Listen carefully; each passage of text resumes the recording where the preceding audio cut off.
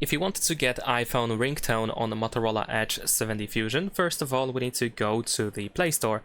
And in here we need to download an app that allows us to get the iPhone ringtone. So I'm gonna go to search over here at the bottom, and then at the top we can just type iPhone ringtone. And you should be able to find a bunch of different apps that at least in theory should allow you to get the iPhone ringtone. In my case, I'm gonna use this app over here and I'm gonna install it. I'm gonna show you how to use it in order to get the iPhone ringtone, but feel free to try any other app in case this one doesn't work for you for some reason or if you just don't like it. So once the app is installed, we should be able to open it. There we go. Let's wait a couple of seconds. Tap on consent over here. And after a short while, of course, you might see an ad in the meantime. We should be able to close it within a couple of seconds. There we go.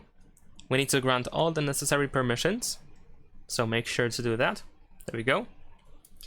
And now in here we can see the list of different ringtones. You can of course tap on the play button in order to have a little preview of the sound in order to try to find the ringtone that you wish to use.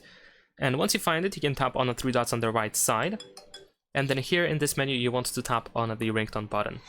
Here we have another app, unfortunately, so let's wait for it. And let's close it. There we go, we have set the ringtone successfully.